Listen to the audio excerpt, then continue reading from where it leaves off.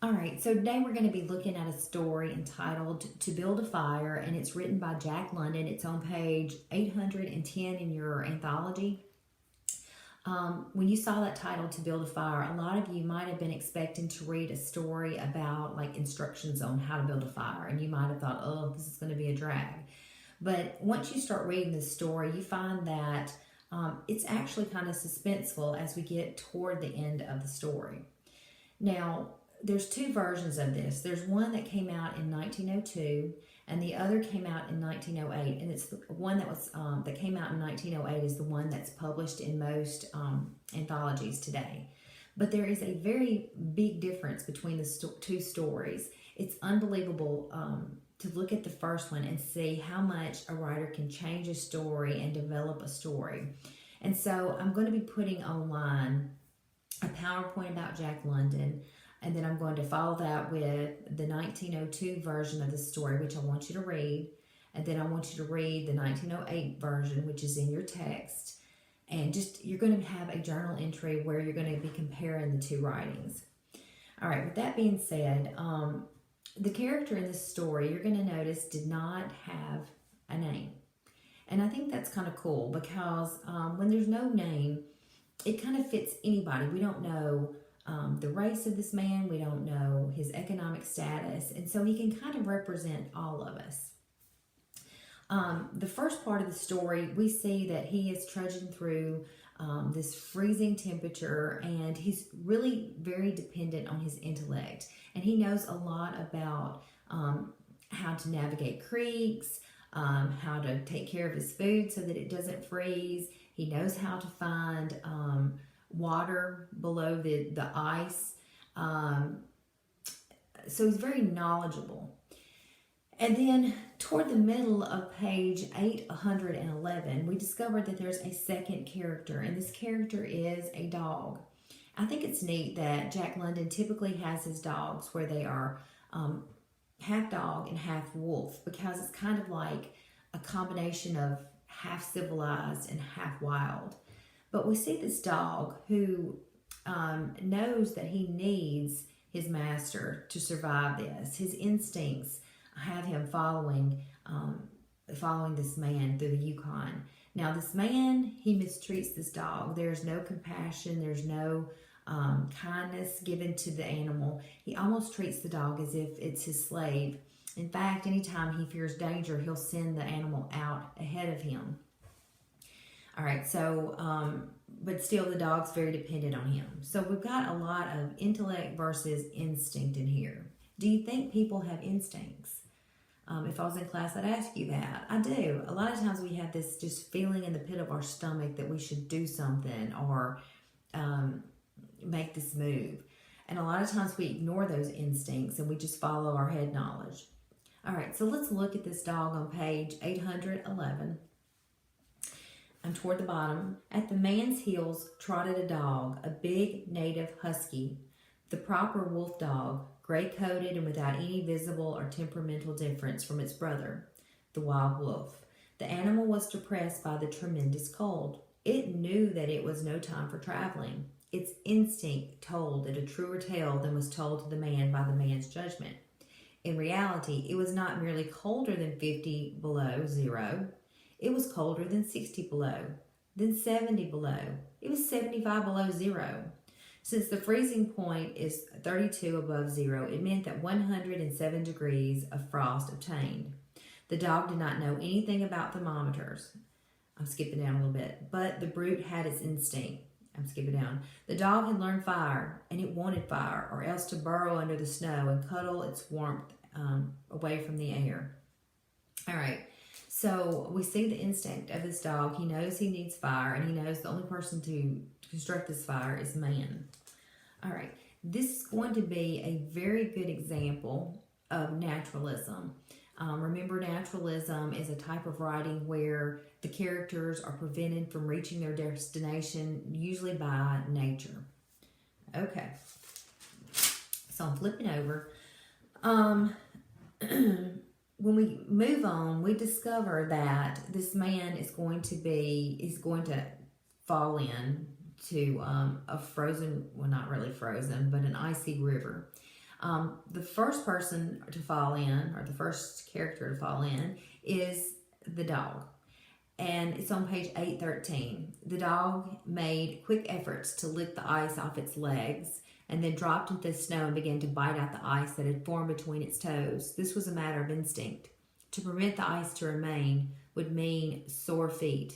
It did not know this. It merely obeyed the mysterious prompting that arose from the deep crypts of its being. But the man knew, having achieved a judgment on the subject, and he removed the mitten from his right hand and helped tear out the ice particle from the dog's feet.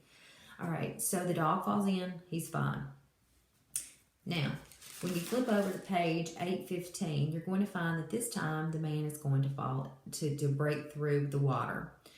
And he knows at the bottom of 814, he has got to do something. He needs to use his intellect to survive. And this is what he says. It's the last line on page 814. It says, if his feet are dry and he fails, he can run along the trail for half a mile and restore his circulation. But the circulation of wet and freezing feet cannot be restored by running when it is 75 below. No matter how fast he runs, the wet feet will freeze the harder. All right, so he knows he has a limited amount of time to get a fire constructed and to get his feet warmed. Otherwise, he is going to have frostbite or hypothermia. Something horrible is going to happen. All right, so here is the rising action. It's at the bottom of 815, and this is dealing with his setting that fire so that he can survive. All right. All of which counted for very little. There was the fire, snapping and crackling and promising life with every dancing flame. He started to untie his moccasins. They were coated with ice. The thick German socks were like sheaths of iron halfway to his knees, and the moccasin strings were like rods of steel, all twisted and knotted by some conflagration. For a moment, he tugged with his numb fingers. Then, realizing the folly of it, he drew his sheath knife. But before he could cut the strings, it happened. It was his own fault, rather his mistake. He should not have built the fire under the spruce tree. He should have built it in the open. But it had been easier to pull the twigs from the brush and drop them directly on the fire. Now the trees under which he had done this carried a weight of snow on its boughs. No wind had blown for weeks, and each bough was fully freighted. Each time he had pulled a twig, he had communicated a slight agitation to the tree. High up in the tree, one bough capsized its load of snow. This fell on the boughs beneath, capsizing them. Flipping. This process continued, spreading out, involving the whole tree. It grew like an avalanche, and it descended without warning upon the man and the fire was blotted out. So you put yourself in his shoes. Here he is with ice cold feet, and his moccasins are soaking wet, and he has not made it to the creek yet to meet the Dawson Creek to meet the guys. Instead, he knows he has a limited amount of time to try and light that second fire. And as you have read the story, you're going to find that he's not going to be successful. He's going to have trouble holding on to those matches. At one point, he's trying to strike the matches, and he's burning his skin, and he can smell his skin burning, and he can't feel anything. I don't know. As the reader, you just kind of feel panicked. You're like, oh my gosh, what's going to happen? All right, so throughout the story, I haven't mentioned him yet, but I highlighted in my book lots of times when this guy is called the old timer on Sulphur Creek. You're going to see him periodically mentioned, and he is basically a voice of experience. And he has given this protagonist that we're hoping is going to survive a lot of advice that he has failed to listen to. I'm going to go back and just kind of read you some of the things the old timer said. All right, here's one. Wait, maybe not. Oh, yeah. Here's one on page 813. It says, that man from Sulphur Creek had spoken the truth when telling how cold it sometimes got in the country, and he had laughed at him at the time. That showed one must not be so sure of things. That was no mistake about it. It was cold. And then if you flip over to page 815, he says the old timer on Sulphur Creek had told him about the previous fall, and now he was appreciating the advice. Already all sensation had gone out of his feet. Toward the center of 815, he remembered the advice of the old timer on Sulphur Creek and smiled. The old timer had been very serious in laying down the law that no man must travel alone in the Klondike after 50 below. Well, here he was. He had had the accident, he was alone, and he had saved himself. Those old timers were rather womanish, some of them, he thought. All a man had to do was to keep his head, and he was all right. Any man who was a man could travel alone. All right, so we can still see how arrogant this guy is, so dependent on his intellect and his own strength. He's a manly man and he's going to survive. All right, it's going to dawn on him very soon that, you know what, he's not going to make it. We're going to see him kind of running and flailing his arms and threshing them against his body and his legs, just trying to stir some circulation up, just in hopes he can get that circulation going and set another fire. All right. So let me see where I'm going to go. I'm moving on to page 817. He started to panic, and he begins to consider killing the dog and sticking his hands and arms inside the dog's carcass, because that warm blood would warm up his body and he'd survive. But what's funny is this dog uses his instinct again, because typically the man speaks very harshly to the dog. But toward the end of the story, when he needs that dog to survive, he begins to, come here, little puppy, trying to call him in this very sweet voice. And even then, the dog realizes that the man's up to something. Let's read this scene because it's gross and I want to read it. All right, so it's on page 817 at the very bottom. It says, the sight of the dog put a wild idea into his head. He remembered the tale of the man caught in a blizzard who killed a steer and crawled inside the carcass and so was saved. He would kill the dog and bury his hands in the warm body until the numbness went out of them. Then he would build another fire.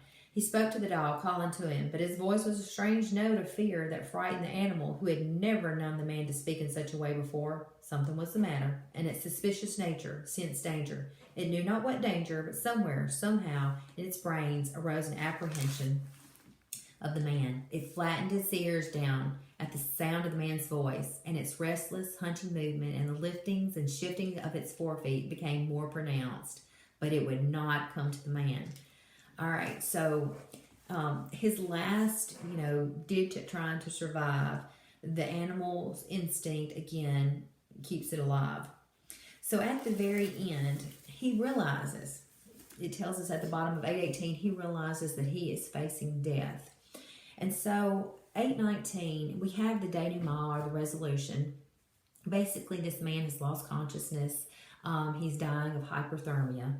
And so let's read it. We got to read it.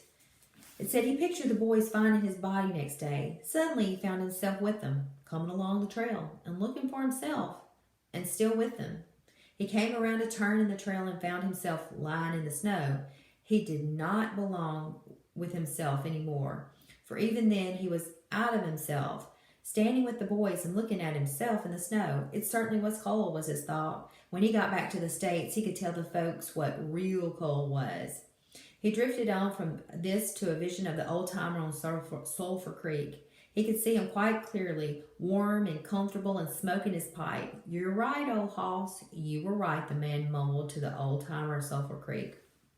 The man drowsed off into what seemed to be the most comfortable and satisfying sleep he had ever known. The dog sat facing him and waiting. The brief day drew to a close in a long, slow twilight. There were no signs of a fire to be made, and besides, never in the dog's experience had it known a man to sit like that in the snow and make no fire. As the twilight drew on, its eager yearning for the fire mastered it, and with a great lifting and shifting of forefeet, it whined softly, then flattened his ears down in anticipation of being chidden by the man. But the man remained silent. Later the dog whined loudly, and still later it crept close to the man and caught the scent of death. This made the animal bristle and back away. A little longer it delayed, howling under the stars that leaped and danced and shone brightly in the cold sky. Then it turned and trotted up the trail in the direction of the camp it knew, where there were other food providers and fire providers. So this is definitely a story that has a theme of instinct versus intelligence, and we see instinct winning out in the story. Now, Jack London, he is notorious for writing about huskies, again, half dog, half wolf, half wild, half tame. But if you ever look at wolves, they typically run in packs. You're rarely going to see a lone wolf. They work together in packs. And it's kind of like the advice the old timer from Sulphur Creek was giving him from the very beginning of the story, which is don't travel alone. So I think it gives us this idea that we need to work together. Let me see if there's anything else I want to add to the story. If you start having questions or you want something answered, you can email me at any time and I'll get back to you. I do think this story, it kind of reminds me of a lot of us who maybe try to do something that's beyond our power. We hear things about like the sheep that have been cloned or cloning humans, sometimes playing God. I know that's a little step farther than this, but I kind of get that same feeling after reading the story. All right. So you're going to see where you're going to write a comparison and contrast journal for the two stories. And other than that, that is it. I hope y'all have a good week, and maybe we'll be back in school soon.